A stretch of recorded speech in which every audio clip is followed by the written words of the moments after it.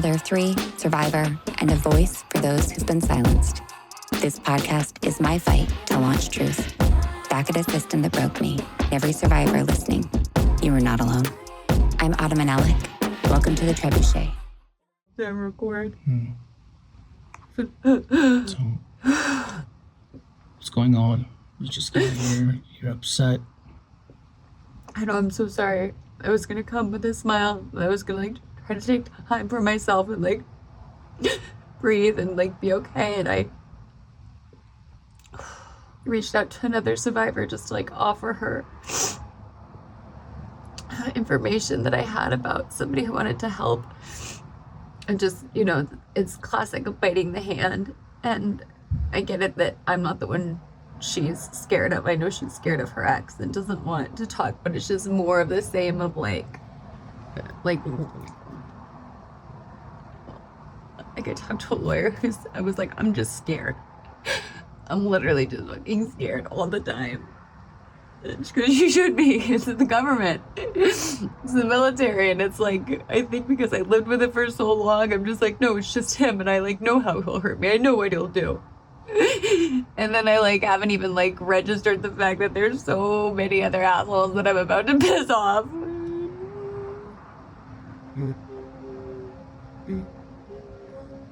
I've obviously calculated it in the equation that my abuser could just kill me. That's already baked in. But then everybody goes, well, if he kills you, then everybody will know it's him. It'll be super obvious. I'm no, I know. And it's I haven't even given myself the time to think that it's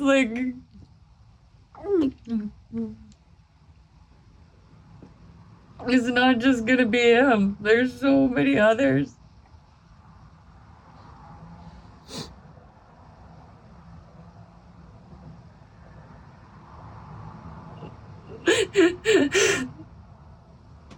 We're all just so scared. These are fucking trained killers. These are humans.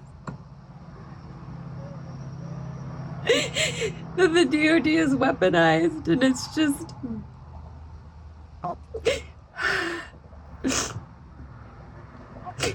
It's really fucking scary. When you actually stop and think about it, you're these men have killed. They're killers. They've killed people in war.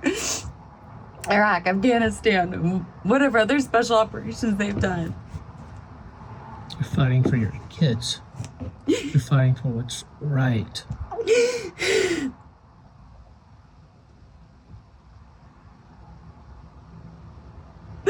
But to be accused of having an agenda, it's my agenda is I'd like to be safe. My agenda is I want my kids to be safe.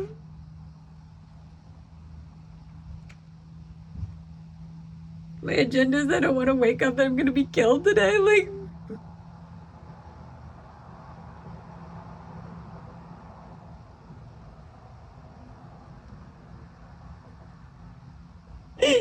I just get in this place where I'm almost oh my God, I wish they would just kill me and I could be done. And then I would have not given up on my kids. And not given up for other women, because that's the thing. I just called my girlfriend to tell her there's another woman that I heard of who is actively going through this, and we have the opportunity right now in real time, literally just to use our voices to say this happened to us too. To lend credibility to another woman who we know is suffering. We know when you're part of this lifestyle, you know. But to turn your back on it, there's going to be so many people. And the kicker is, a lot of the ones who are attacking right now are the ones who gave me the courage to get out, because I saw them escape. And that's the thing though, they were smarter than me. They had plans. They thought it through, and I don't think anything through. I mean, hence the trebuchet. My special victims counsel called it. He's you just launch rockets. And I was yeah, truth rockets. Honesty rockets. He's there's no strategy. There's no... And I'm the strategy is the truth. I just shout the truth and pray that it lands where it's supposed to. And if there's anything that's the thing I have I have failed to be. The irony is, like, you're being manipulated, you're doing this. It's like, I wish I was. I wish I actually, like, took 2 fucking seconds to think about myself and to think about how this could benefit me and my kids. And if anything, I think I've just dug myself a worse hole. I've literally now just made myself the target of the entire federal government. Maybe I am suicidal. Like, maybe it's like death by cop. Like when you like act out so much that you're like, please just take me home.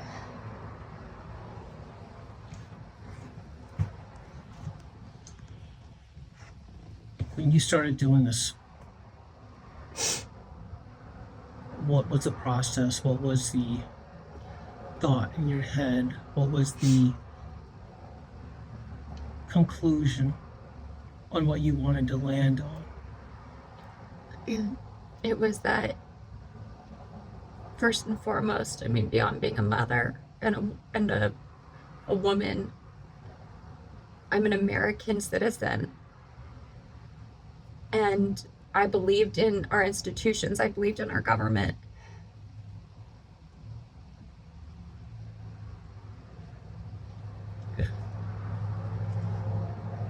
I just had more faith in humanity. And I was just so proud to be an American. Like, I know that sounds so fucking stupid. I know that sounds so stupid. But like, I was, like, when we served overseas, I always thought, like, man, Americans, like, we really fucking show up for people and we do the right thing even when no one's looking. And we do the hard thing. We, you know, row the hard anchor. And like, and then you come back to our country and you see the fuckery and the bullshit and the abuse and the cover-ups and the lies. And it's like, I'm just so tired. Like, I honestly started this thinking I was going to be documenting something. Ironically, that my ex told me to start documenting. When we started with the housing stuff, I said somebody should do a documentary on this. Like, somebody needs to expose this. And when he couldn't get the military to, like, do the right thing by by our family or the other families, he goes, yeah, the next thing we should do is call the media, which is ironic now that I think back on it. I remember we were like driving out to Carmel to go look at a house, Carmel Valley, because we were sick and on base housing. And so like when I started, I didn't start with any intention besides just like if I'm wrong, show me where I'm wrong, and then I'll be done. And at every fucking turn, I've lost so much personally because of this. I mean, look, I fucking live in an RV. I spend all day, every day at the library, at the public library with all these homeless people that I'm just like, what up, roomie? Like, we're the same. I'm no different than them. And like, we live in a society that's failing us. We're like sending people into space for billions of dollars. And like, those same people are manipulating the DOJ. And like, we're sending billions of dollars overseas to help foreign governments. And those same bad actors or similar ones are like, doing the same kind of shit in the DOD.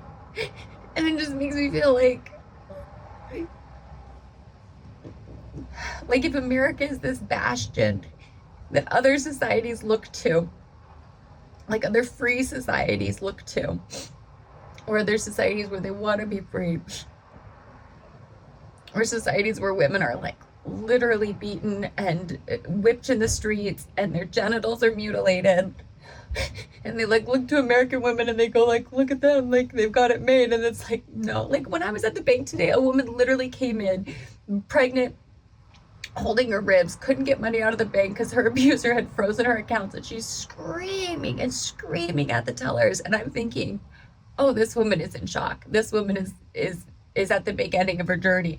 And they wouldn't help her. And then when she said something, she goes, what am I supposed to do? Go back to the man who literally throws me down on concrete and stomps on me? And like, she was so specific and so like, it reminds me of something that my lawyer, who failed to represent me and my kids, who initially took my case and like took $80,000 from us, but didn't do his job. It reminds me of something that he said. He goes, your statements ring of specificity, which gives an air of credibility or an air of validity. And I was just like, I don't know what that means, but I feel fucking sick to my stomach for having to talk about this shit.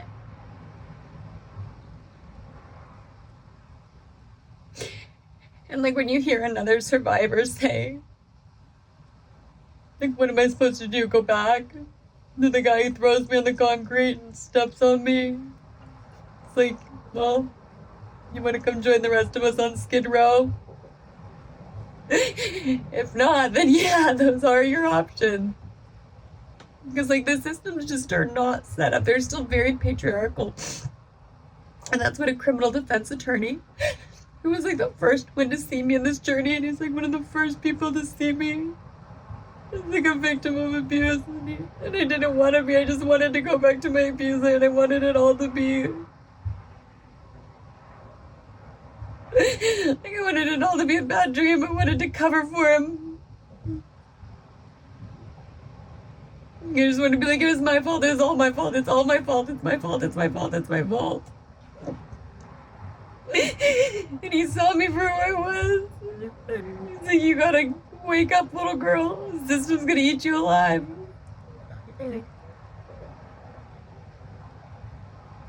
But he saw me in that moment.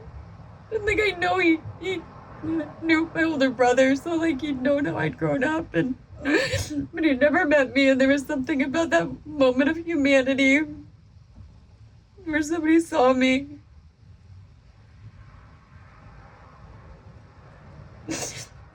And I didn't even tell him anything. I was covering for my ex, that he just pushed right through it all.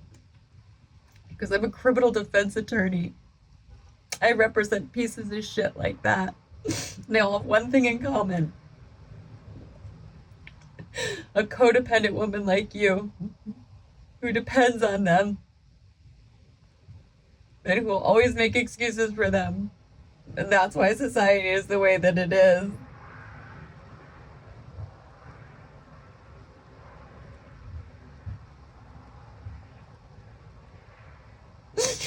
Like, today should be a good day. I found out I don't have to go to see him in court. The judge and our family, the law case finally, by the grace of God, granted me an accommodation. It's like the same stuff that I asked for in the other case, like just over and over again. I was like, please, just, I don't want to be re-traumatized. I don't want to be re-victimized. Like, I didn't realize my body has been carrying this, knowing that I was gonna have to see him on the 28th, and I'm just so scared. I'm so scared. Because I don't have to see him on the 28th. Once all this goes live, if it does, if I finally have the courage to actually do it.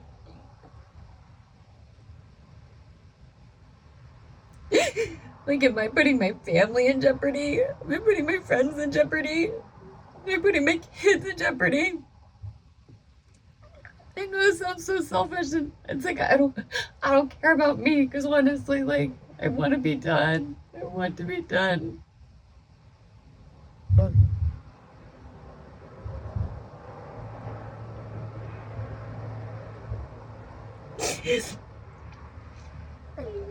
Because, like, I'm a woman of faith, I, like, really, truly, genuinely believe that, like,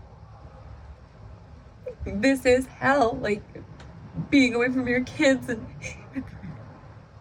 if the heaven that I believe in is one where, like, this kind of stuff doesn't happen, and there isn't injustice, and women are safe, and kids are safe, and we're just up in heaven, you know, picking daisies and walking around holding hands. Like, I don't know what heaven really looks like, but it has to be better than this, because this is actual hell. And at least in heaven, I'd be able to see my kids every day. But now I feel like I've put a lot of people in jeopardy by speaking out. And like anybody who's helped me is in that like that suspended place of fear where they're going, oh God, is she about to get us all fucking killed because we supported her? Or are they all gonna turn their back and be like, we don't know this bitch? Which I wouldn't blame them, I really wouldn't. And I guess like that's the thing that like makes me so dangerous is like I don't have a death wish. I do not want to die. I'm not suicidal. I'd never kill myself. But death would be a relief right now. To not have to shoulder this. To not have to open the forums and see all the other women that this has happened to. To not have the DMs. To not have the messages.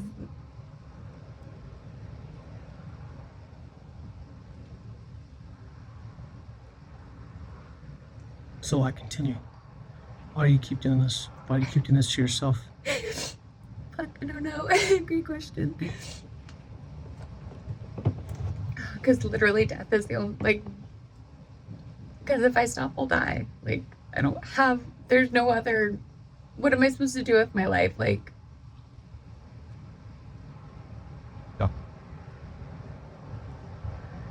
like I won't stop until my kids are safe, and I do not feel like they are safe right now. They are with a uniformed service member who is violent, who committed acts of violence, multiple acts of violence. They say that animal abuse is one of the #1 indicators of physical abuse. He used to drop kick our dogs, slam it, like the cruel things he used to do to that animal when he would get pissed. And the military doesn't even look at animal abuse. They literally don't even consider it. I reported it to the military in November of 2023. And it wasn't until July 2024 that they responded saying that the military doesn't even look at that, and that if I was going to report it, I had to go straight to the LSPCA. I then reported it to the LSPCA late, but I still did it. And then the LSPCA went and investigated and then deferred back to, guess who? The Army, who doesn't fucking investigate it. I was like, are you kidding me? There's no fucking justice. Like, it's just this like...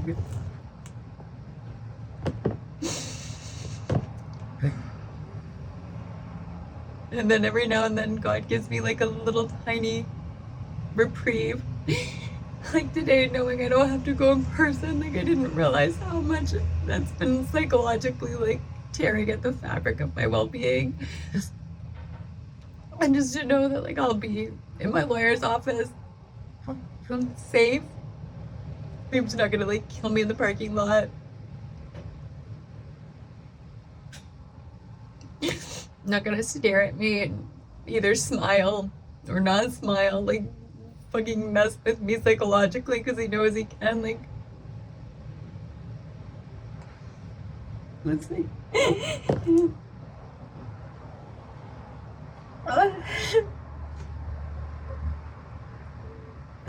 I'm doing this because nobody else is. Like, I need somebody stronger and smarter and faster than me. Yeah. It's hard to find. Not everyone's been through what you've been through. Strength is defined by the adversity you've overcome, challenges you have faced,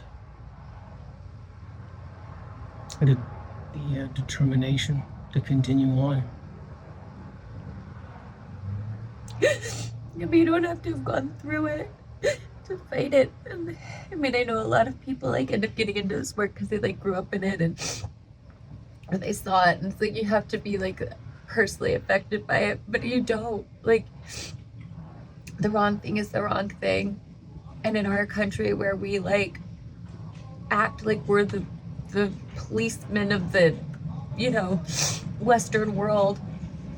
This is why other countries hate us, because we are so fucking arrogant and we claim to be high and mighty and righteous, and yet we have like rampant porn addictions and gambling and just all of the really, really bad stuff that pollutes our minds.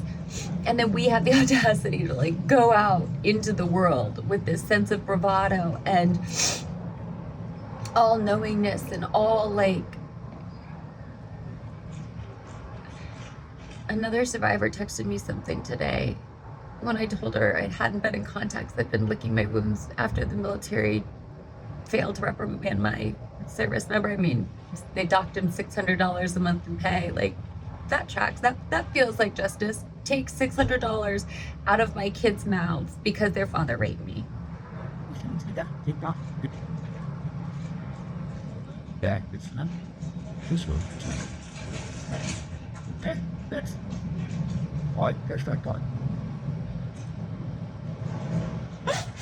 Exactly where we went to report. This is exactly where we stay.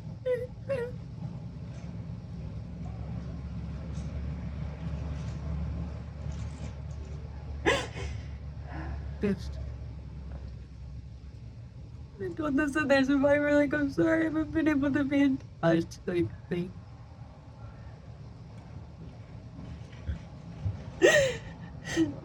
just trying to stay alive and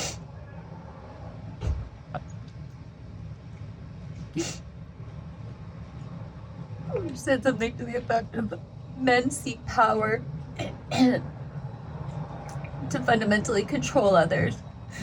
Women seek power so they won't be controlled. I guess that's why I'm still doing it. It's like I don't want to be controlled by anybody, and maybe that's what this whole lesson has been about.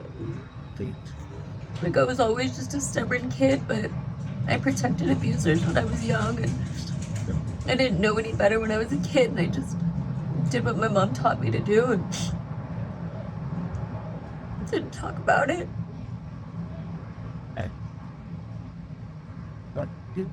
If you were to get your kids before any of this was released, if you could kid, would you still go through with all this? Would you still release any of it? Would you still be the Trebuchet? Probably not. Because I'd be being a mom. I'd be focused on my life. I'd be focused on their lives. Like, my life is their life. Like, what are they doing? I was always just so busy when I was a mom, and that's the thing. Like, that's why I'm not busy right now. It's like, I work all the time. I have so many projects in the works. I've got, you guys see me, you see what I do all day, every day. Yeah, you do. We see it all.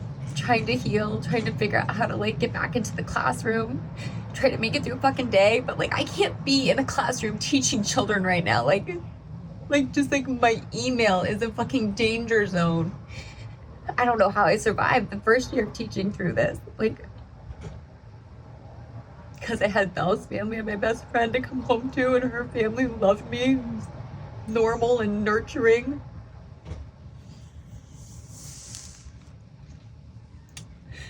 But no, I'd be with my kids.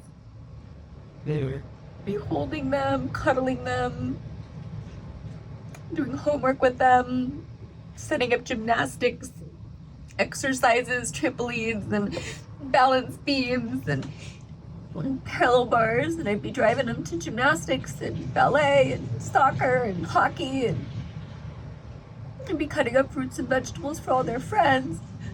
And we might be cleaning up Easter egg decorations because I'm going to hold the whole block party. Right.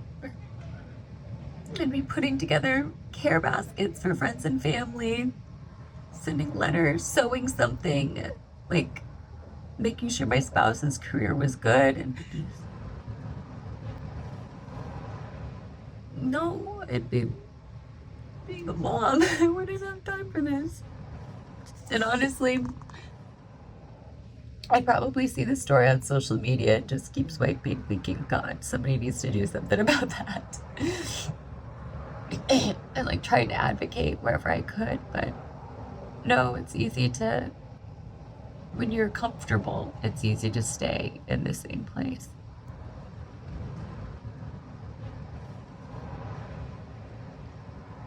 But no, probably not. So I guess that makes me a coward. No. Or a hypocrite. You know, it's your mom. Yeah. Makes you the best kind of mother. Doing whatever it takes to fight for her kids, fight for her kids' safety. And then doesn't make you a coward.